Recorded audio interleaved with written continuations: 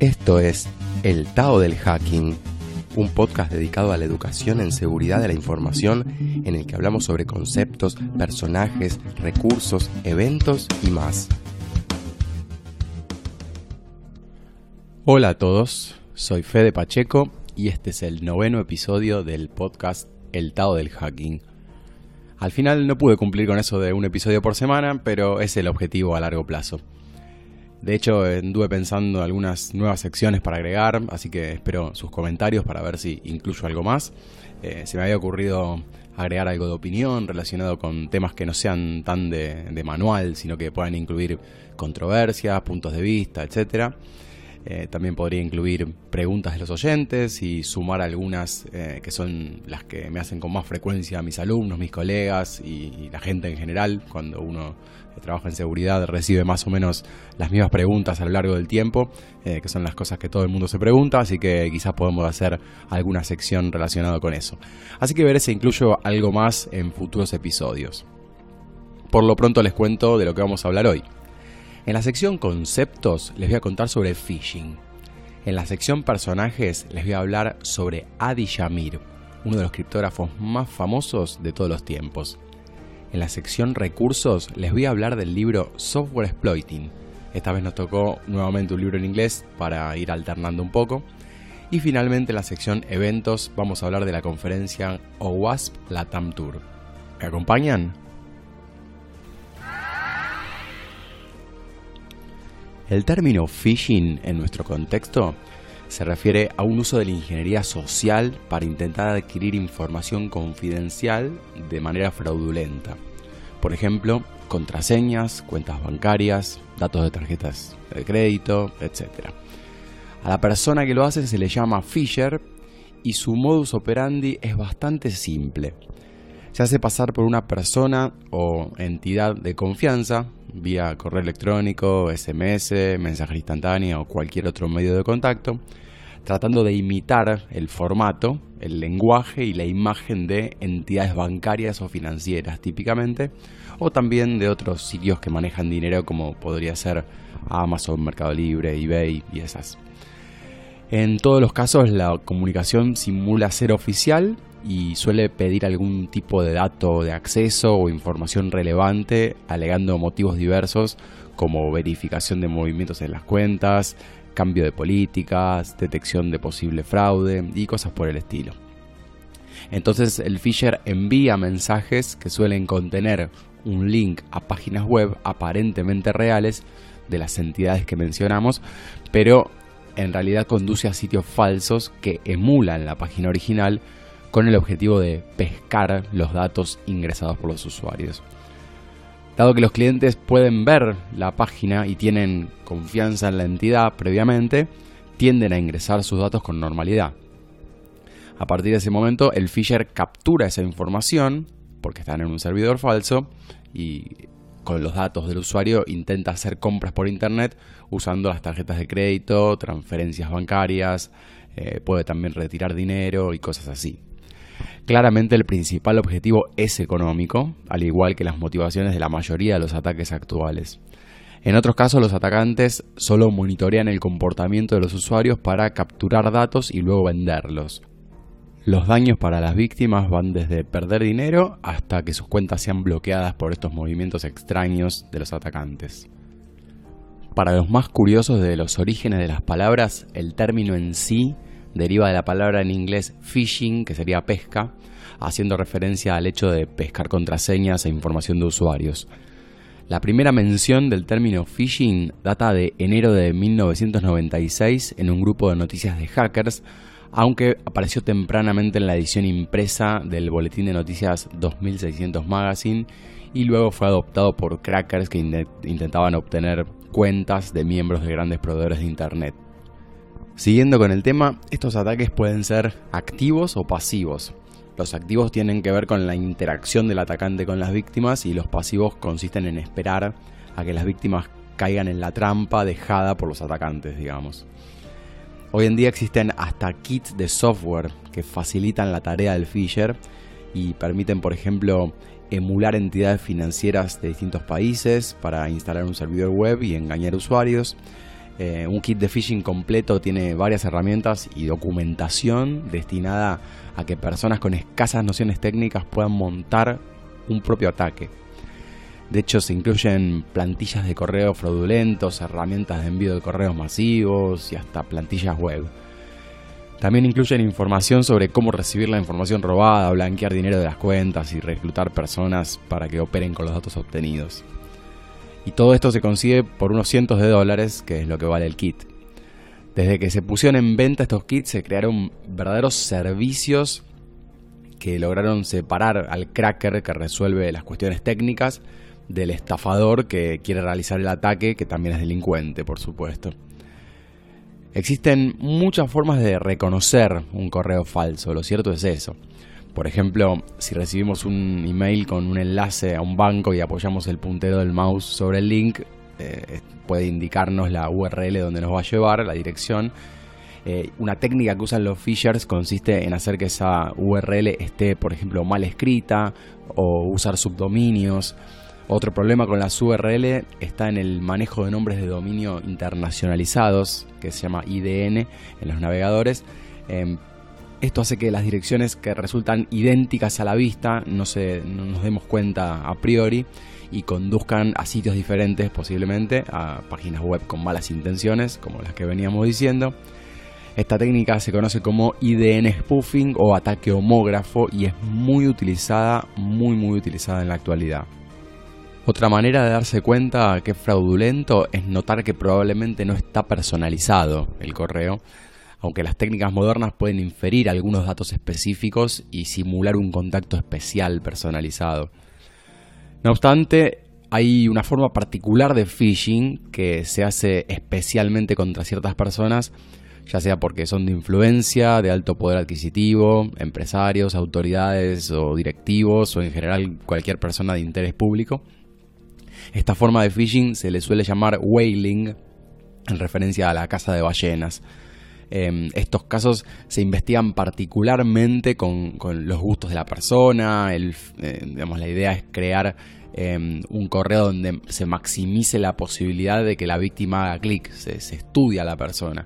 Por ejemplo, puede buscarse que la persona se registre en un sitio de algún tema de interés que el atacante creó especialmente para eso. O también se puede enviar una citación judicial falsa o algo igualmente grave que llame la atención. En ese caso, el enlace obviamente muestra un documento de aspecto oficial que puede contener código malicioso incluso, y se traspasa al sistema de la víctima para capturar información y permitir al atacante tomar el control, por ejemplo, mediante algún tipo de malware. La peligrosidad de estos ataques radica en especial en el uso de la información robada, ya sea para estafas, espionaje industrial, robo de propiedad intelectual, chantajes y amenazas de secuestros y cosas por el estilo. Otra forma de phishing es lo que se suele denominar spear phishing, que implica averiguar información de una empresa o grupo de usuarios de la misma organización y enviarles mails tipo phishing, pero con algo que tenga que ver con esa información en especial.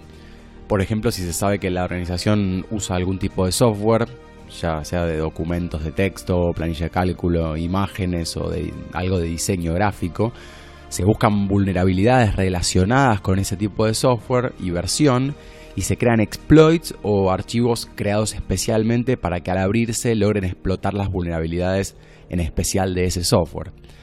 También pueden incluirse averiguar datos en especial de los usuarios, como en el caso de whaling, para hacer más creíble el ataque, ¿no? Con toda esta información, la pregunta que surge inmediatamente, me parece a mí, es ¿cómo frenamos el phishing? La respuesta corta es no se puede. Y esto es así básicamente porque no podemos controlar lo que un atacante puede enviar a un usuario. Supongamos que es un cliente de un banco, el banco no puede evitar que llegue ese correo. Esto parece obvio, pero genera mucha confusión porque mucha gente se pregunta por qué no terminan con el molesto phishing que nos pone en riesgo. Solamente en el caso de que el correo llegue a la dirección de email de una empresa es posible tomar alguna medida basada en listas negras actualizadas en tiempo real, más motores inteligentes que detectan elementos en particular, links y palabras sospechosas. Una técnica en particular muy útil en las grandes empresas es hacer que si un usuario hace clic en un link externo, no se abra directamente en su equipo o en su navegador, sino en una especie de sandbox que se corre en un espacio diferente a su sistema, donde puede someterse a otras protecciones. Esto no evita el clic, es en principio lo preocupante, que es realmente el clic, pero evita el posible efecto posterior. Por el lado de las protecciones, existen varias técnicas para combatirlo, que van desde la legislación al desarrollo de tecnologías específicas. Probablemente la acción más relevante y duradera sea generar conciencia en las personas acerca de cómo reaccionar ante posibles ataques o correos dudosos. Por ejemplo, si un usuario es contactado para verificar datos o cuentas, un comportamiento adecuado sería comunicarse con la institución que en teoría está enviando el email, o bien ingresar en la barra del navegador manualmente la dirección web que se reconoce como segura. Una predicción interesante del Anti-Phishing Working Group, que es una asociación pionera y número 1 a nivel mundial en el tema, dice que las técnicas de phishing, al utilizar como componente principal la ingeniería social, podrían quedar obsoletas en poco tiempo si se concientiza correctamente a los usuarios. Otras formas de protegerse son de índole técnica, con software anti-phishing que puede complementar al antivirus y al firewall personal, o bien integrarse al navegador y trabajar identificando posible contenido fraudulento, o sitios web o email, y utilizando listas de URLs y direcciones IP reconocidas como maliciosas. A nivel corporativo existen empresas y entidades incluso que se dedican a monitorear y analizar continuamente los contenidos de empresas susceptibles a ser atacadas, como bancos, entidades financieras, empresas de comercio electrónico, etc. Pero esto no es todo, porque para entender el circuito completo del phishing, se requiere entender cómo se transforma el ataque en dinero real. Como dijimos, la primera parte implica robar información de usuarios y utilizarla en el momento, ya sea para hacer compras online, transferir dinero, etc.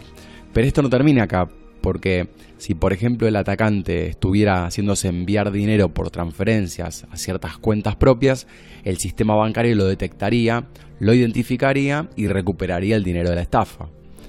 Es acá cuando entran en juego los circuitos de lavado de dinero. Una forma de hacer que ese dinero llegue a los atacantes es contratar personas que hacen de mulas con sus propias cuentas, es decir, que usan sus cuentas bancarias para recibir los depósitos de dinero, y de ahí ellos se lo envían a las cuentas de los atacantes que organizan el fraude. A cambio de un porcentaje, esto lo hacen a cambio de un porcentaje de lo transferido a modo de comisión, digamos. Muchas veces los intermediarios ni siquiera saben que son parte de un sistema fraudulento, claro, porque se los contacta online y lo hacen de buena fe y hay una contratación. En muchos casos están motivados por la necesidad económica, obviamente. Otra modalidad es hacer que las personas retiren dinero de las cuentas de las víctimas por medio de los cajeros automáticos físicamente y luego la depositen en las cuentas correspondientes de los atacantes a través de sus cuentas o a través de cajeros. Y con esto ya podemos tener un panorama bastante completo de lo que implica el phishing y entender por qué realmente hasta el día de hoy sigue siendo tan preocupante. Hoy en la sección personajes les voy a contar sobre Adi Shamir. Adi Shamir es un criptógrafo israelí que nació en 1952 y que su formación académica, tanto de grado como de máster, doctorado y postdoctorado, fue en matemáticas. Así que podríamos decir que claramente es un matemático. Se lo reconoce tanto en el mundo de la seguridad, entre otras cosas por haber sido uno de los creadores del algoritmo RSA. Digamos que la S de RSA es por su apellido y las otras dos letras son por Ron Rivest y Leonard Adleman. Pero además de esto, Adi Shamir hizo muchas contribuciones a los campos de la criptografía y las ciencias de la computación. Por ejemplo, hay un esquema de compartición de secretos que lleva su nombre, el esquema de Shamir, en el que hay un secreto que se divide en partes y se da a cada participante una sola. Y para reconstruirlo se requiere una cierta cantidad de partes o bien todas. Esto puede usarse en muchos campos, como cuando se necesita que algo solo pueda ser accedido o descifrado cuando varias partes están de acuerdo, y también evita que la pérdida de una de las llaves comprometa a la confidencialidad del secreto. Otra de las contribuciones de Shamir es haber roto el criptosistema de mochila Merkle-Hellman, que fue uno de los primeros criptosistemas de clave pública que se inventaron solo un año después de la publicación de RSA.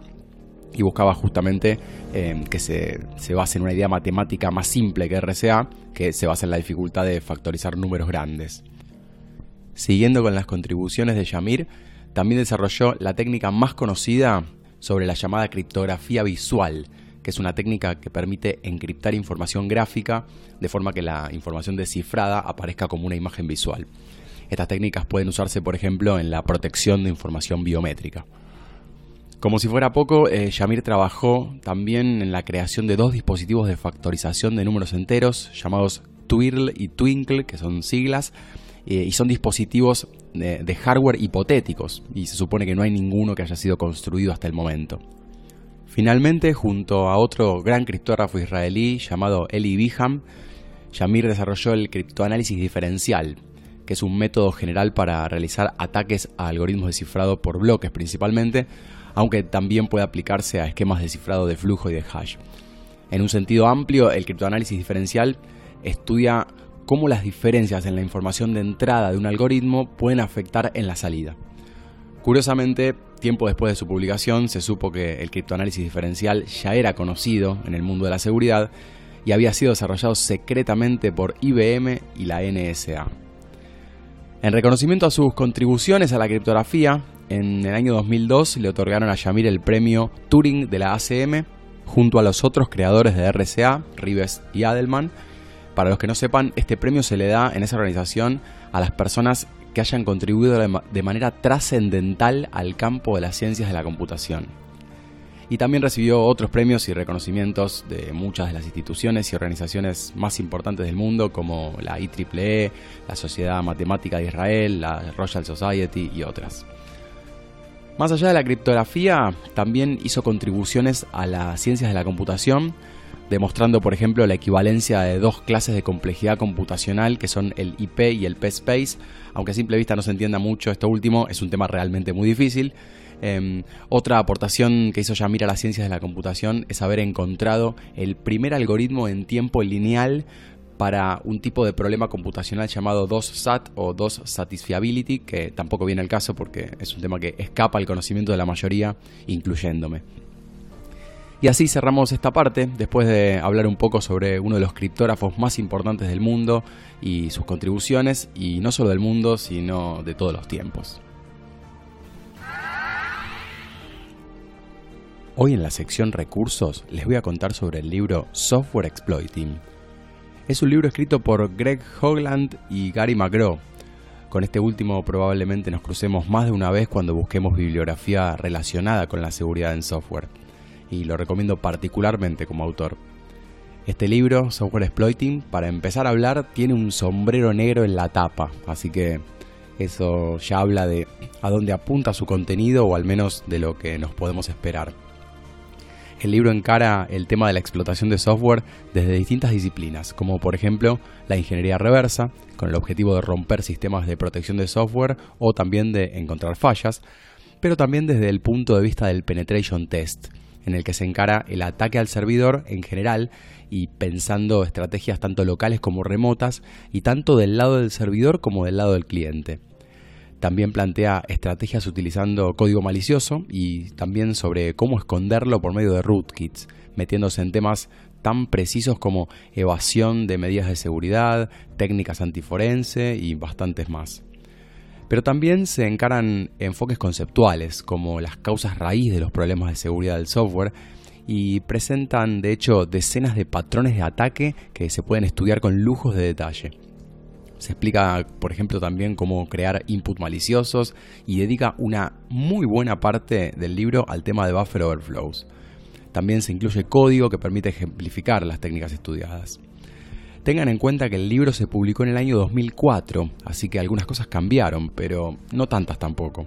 Y se puede usar tranquilamente como punto de entrada para muchos temas. Y después ir a googlear más información al respecto para ampliar y profundizar. Así que si están buscando bibliografía sobre explotación de software, este es uno de los libros de referencia que les recomiendo sin lugar a dudas. Hoy en la sección Eventos les voy a hablar sobre OWASP LATAM Tour, que no es solo una conferencia, es una serie de conferencias que se organiza a lo largo y a lo ancho de toda Latinoamérica en distintos países como Argentina, Bolivia, Colombia, Costa Rica, Chile, Ecuador, Guatemala, Honduras, México, Panamá, Paraguay, Perú, República Dominicana, El Salvador, Uruguay y Venezuela. En orden alfabético. Y en algunos de estos países incluso el evento se hace en más de una ciudad. Pero quizás muchos no conozcan sobre OWASP, que es OWASP o OWASP, como dicen algunos, que es la sigla en inglés de Proyecto Abierto de Seguridad en Aplicaciones Web, o bien Open Web Application Security Project, y es una comunidad abierta dedicada a fomentar el desarrollo y mantenimiento de aplicaciones confiables, de aplicaciones web. Todas las herramientas, documentos y foros de OWASP son gratuitos y abiertos a cualquier interesado en la temática, pero ya vamos a dedicarle una sección a OWASP. Por ahora con esto nos alcanza. Les recomiendo, si quieren enterarse de más, visitar el sitio www.owasp.org. Volviendo al evento, el OWASP LATAM Tour tiene un objetivo muy claro y es crear conciencia en la región acerca de la seguridad en aplicaciones web, para que tanto las personas como las organizaciones puedan tomar mejores decisiones informadas sobre los verdaderos riesgos de seguridad. El modelo de conferencias es en base a capítulos, que serían los grupos locales de cada ciudad, en el que las sesiones son gratuitas para todos. Los eventos no tienen un costo para los asistentes y los costos son solventados por distintas partes. Una parte por la Fundación OWASP, otra por el presupuesto local de los capítulos y los ingresos que generan de sus membresías, y otra por patrocinadores externos. En el marco del evento también se ofrecen sesiones de capacitación de un día generalmente, aunque esto depende bastante del país y la ciudad, y estos entrenamientos sí tienen un costo. Los materiales de las charlas están disponibles bajo licencia de software abierta y gratuita, así que se pueden encontrar online. El público del OWASP LATAM Tour es diverso. Hay desde desarrolladores y testers de aplicaciones, administradores de proyectos y directores de seguridad y tecnología, hasta profesionales de seguridad y tecnología en general y cualquier persona interesada en conocer sobre la temática de la seguridad en aplicaciones web. Las conferencias empezaron a hacer en 2011 y a lo largo de los años fueron creciendo bastante rápido y agregando nuevos eventos en los diferentes países que mencionamos, y como todo evento de talla internacional cuenta también por supuesto con un comité de revisión de propuestas que elige las charlas que se van a dictar. También se organizan competencias del tipo CTF o Capture the Flag, dependiendo del país y del tamaño de la organización, así que es un evento para no perderse. Para este evento hay menos excusas de distancia porque se hacen un montón de países y ciudades, probablemente todos tengamos uno cerca. Y si no, bueno, se puede hacer contacto con el equipo organizador regional y quizás proponer la creación de un nuevo capítulo. En mi caso, espero verlos en el próximo que se haga en Buenos Aires. Y con esto me despido de este nuevo episodio del podcast El Tao del Hacking. Espero que les haya gustado. Pueden dejarme sus comentarios por cualquier medio y los espero en el próximo episodio. Hasta la próxima.